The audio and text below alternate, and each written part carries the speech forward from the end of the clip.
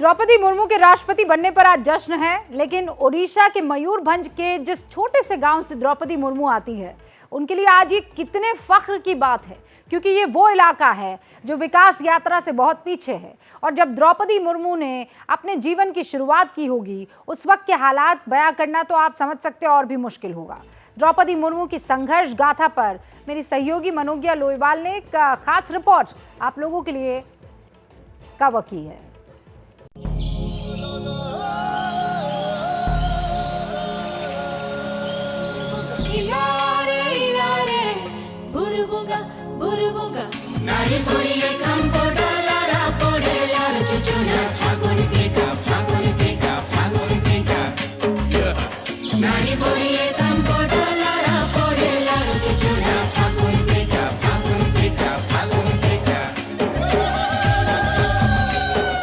गांव की खपरैल और फूस की झोपड़ी से देश के सबसे आलीशान भवन का सफर।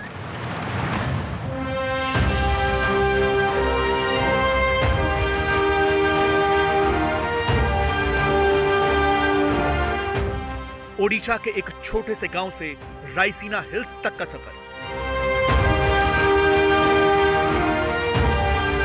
खेत खलियान हल बैल से सबसे बड़े पद तक का सफर। साधारण से घर से 300 कमरों वाले महल का सफर।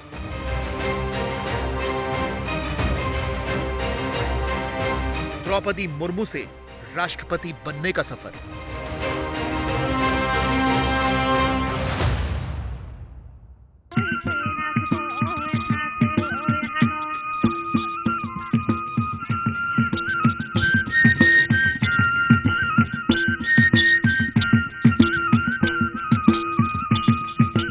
कभी भी मैं पद के लिए मैं मांगा नहीं, सब ने मुझे दिए, सब मुझे मिला। पता नहीं मेरे अंदर क्या है, काम है शायद यहाँ तक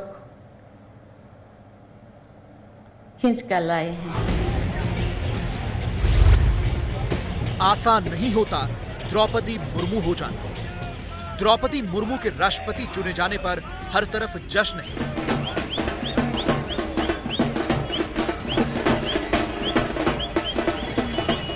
खूब पटाखे फूट रहे हैं, मिठाइयां बांटी जा रही हैं, क्योंकि इतिहास के स्वर्णिम पन्नों में उनका नाम दर्ज हो चुका है।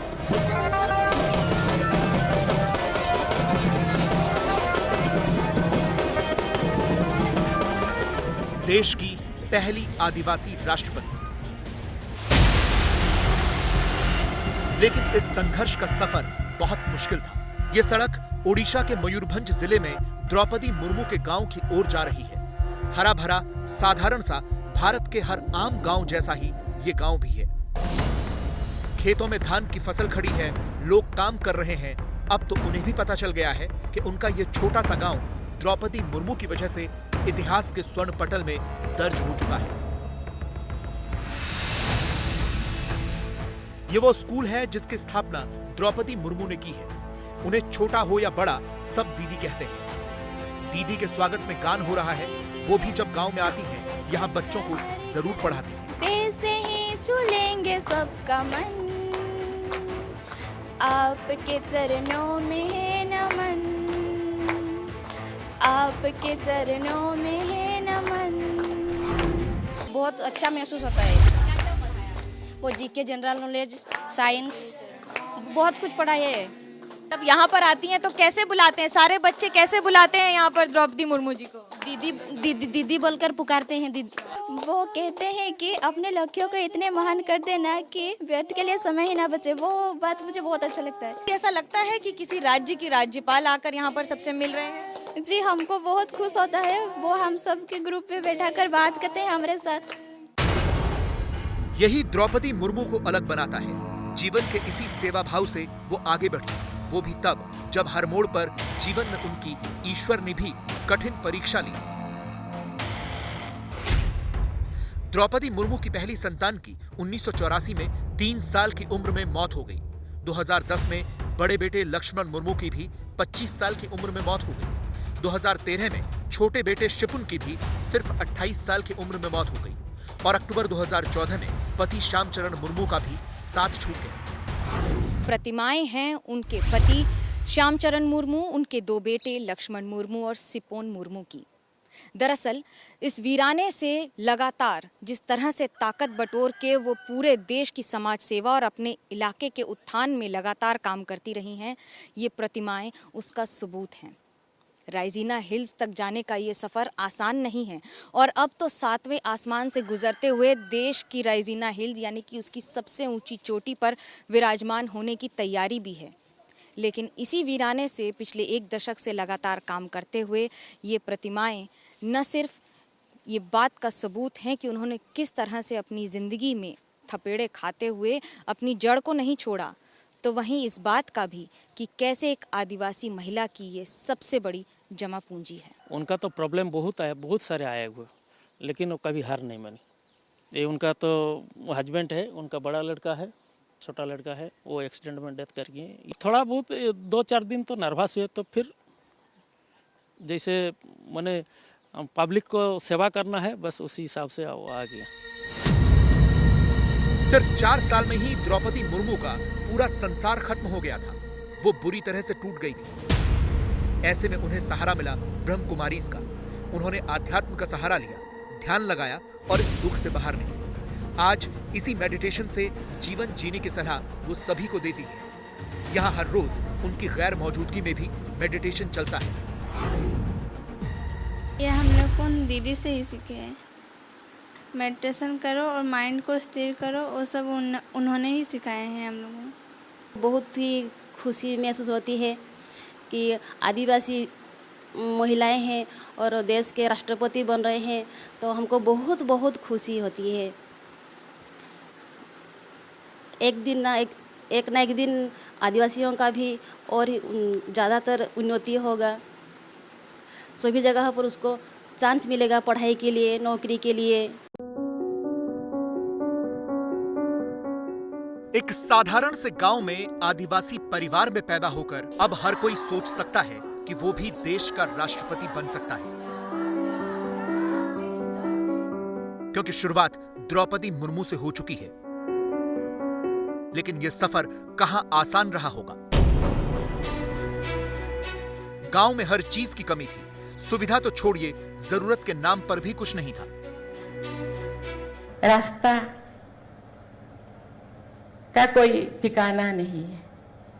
जहां बिजली का, तो मैं जब मंत्री बनी 2000 से 2004, उस टाइम मैंने अपने गांव में बिजली लाई। मेरे गांव के नजदीक एक नदी था। मेरे गांव के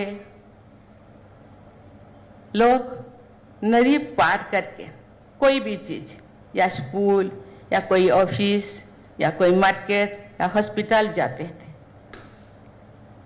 लेकिन जब बारिश का मौसम, नदी भर जाता था, तो बारिश के मौसम में कोई जा नहीं पाते। मैं जब मंत्री बनी वहां ब्रिज में बनवाई। द्रौपदी मुर्मू ने यह संघर्ष बचपन से देखा और हर मोड़ पर यही संघर्ष किया। यह द्रौपदी मुर्मू का स्कूल है। आज ये बिल्डिंग टूट गई है क्योंकि बगल में नया स्कूल बन गया है, लेकिन आज से 55-60 बरस पहले किसी आदिवासी लड़की के लिए स्कूल में पढ़ना तो असंभव सा था। तो ऐसे सुविधा नहीं था, क्योंकि वो 50-60 साल पहले रास्ता का ठीक नहीं था। स्कूल भी मिट्टी का स्कूल था। वो जो छप्पर घर माने बिल्डिंग घर नहीं था। उस वक्त वैसे कंडीशन में द्रौपदी दीदी जी पढ़ रही थी इधर। उनकी प्राइमरी एजुकेशन यहीं पर गुजरी है। तो इसलिए इस स्कूल के तरफ से हम लोग तो बहुत बधाई देना भी चाहते हैं, और उसके साथ हम लोग बहुत खुशी भी है और बहुत गौरव की भी बात है। इसी संघर्ष से आगे निकलकर द्रौपदी मुर्मू पार्षद से विधायक, विधायक से मंत्री, मंत्री से राज्यपाल और राज्यपाल से अब राष्ट्रपति बन गई हैं। कहानी किसी प्रेरणादायी फिल्म जैसी लग सकती है, लेकिन है पूरी हकीकत। इसीलिए परिवार भी गर्व कर रहा है। संथाल जात से और हम लोग का उड़ीसा से उसीलिए बहुत मतलब गर्व का बात है और खुशी भी बहुत अच्छा, बहुत खुशी महसूस होता है। कभी सोचा था कि राज्यपाल के बाद ये कदम भी होगा या हो सकता है? ये तो हम लोग कभी नहीं सोचा था, वो तो बस ऊपर वाला का मेहरबान है और मोदी जी का, बस मोदी जी का दिया हुआ चीज़ है। जहाँ गरीबी ने आंखों को सपने देखने का अधिकार ही न दिया हो, जहाँ पांव गरीबी की बेड़ियों में बंधे हों और एक कदम आगे न चलने दें, जहाँ पर विपदा के तौर पर भुखमरी और भूख हर व्यक्ति का स्थायी दोस्त हो। जरा कल्पना कीजिए 50-60 वर्ष पहले उस आदिवासी गांव में आखिरकार क्या सुविधाएं होती होंगी। लेकिन छोटे छोटे कदम बड़े बड़े सफ़र को नाप लेते हैं और बड़ी बड़ी मंजिलों को पा लेते हैं। द्रौपदी मुर्मू का ये सफ़र भी मयूरभंज से लेकर नई दिल्ली तक सिर्फ एक पड़ाव है, मंजिल नहीं। और मनोज्ञा लोईवाल इस वक्त हमारे साथ जुड़ चुकी हैं, जरा उनका रुख करते हैं। मनोज्ञा, आप वहां पर मौजूद हैं जहां से देश को महामहिम मुर्मू मिली है। लोगों के चेहरों पर थकान है, लेकिन वो जो गदगद दिल हैं वो भी दिखाई दे रहे हैं। बिल्कुल, और मैं अगर ये कहूँ कि आज सच में शब्दों में बयां करना बहुत मुश्किल है, क्योंकि इसलिए मुश्किल है आज यहाँ जो लोग खड़े हैं वो दिन भर नाच चुके हैं, डांस कर चुके हैं, होली दिवाली हर त्योहार मना चुके हैं। डॉक्टर साहब हैं हमारे साथ। अब तो आप राष्ट्रपति के डॉक्टर साहब बन गए हैं संवैधानिक तौर पर। जब पहले देखते थे, इलाज करते थे दीदी का, और अब फीस लिए कभी? नहीं, कभी फीस नहीं है। मेरे पास ब्लड टेस्ट करने के लिए आते थे दीदी। क्या क्या बदला है? बहुत सारे लोग हैं जिन्होंने साथ में काम किया है, कभी कुछ बदला है जब आप साथ में काम किए हैं उनके साथ? कैसा रहा है? जब जिंदगी की बात करते हैं, कैसे रहे हैं जिंदगी के पल? बहुत अच्छे रहे। देखिए, बहुत सारे लोग ऐसे हैं जो उड़िया में बात करते हैं। मनोज्ञा, मैं आपके पास आऊँ उससे पहले हमारे साथ मुख्यमंत्री शिवराज सिंह चौहान साहब जुड़ चुके हैं मध्य प्रदेश से। सीधा उनका रुख करते हैं। मुख्यमंत्री साहब, पहला जो रिएक्शन है वो मैं आपसे चाहूँगी, क्योंकि ये तो डिसाइडेड था कि महामहिम मुर्मू ही इस वक्त देश को मिलने वाली है। लेकिन जब मुझे याद है वो मध्य प्रदेश आई थी तो उन्होंने कहा था कि ये ऐसा भव्य स्वागत है कि मैं कभी नहीं भूलने वाली हूँ।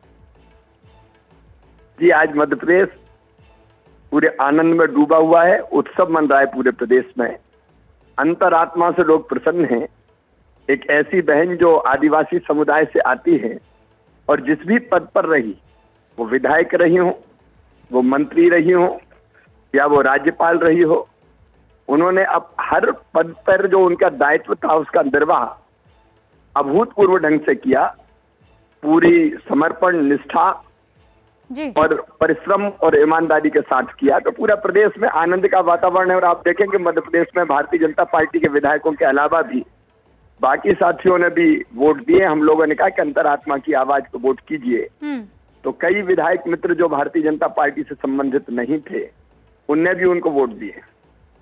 जी, शिवराज सिंह चौहान साहब, कहा जा रहा है विपक्ष की तरफ से कि ये सिर्फ एक रबर स्टैम्प के तौर पर होंगी। आपने सुना होगा यशवंत सिन्हा ने भी ये बात कही थी।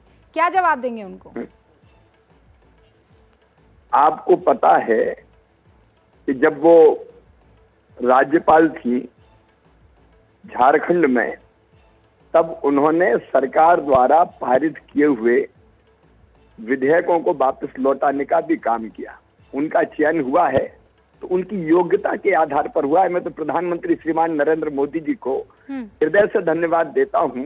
उन्होंने इतनी कर्तव्यनिष्ठ, ईमानदार और समर्पित जनजातीय समाज की बहन को राष्ट्रपति पद के लिए उनका चयन हुआ और आज वो देश के सर्वोच्च पद पर बैठी हैं।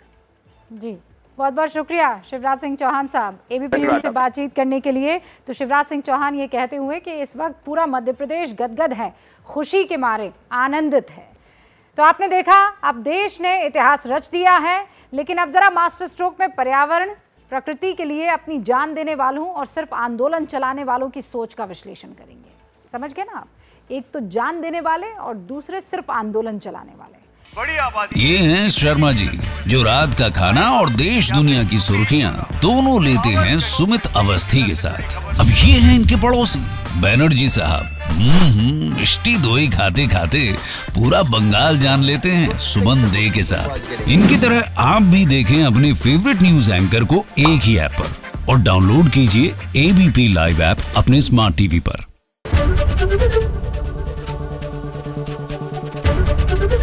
एबीपी न्यूज आपको रखे आगे।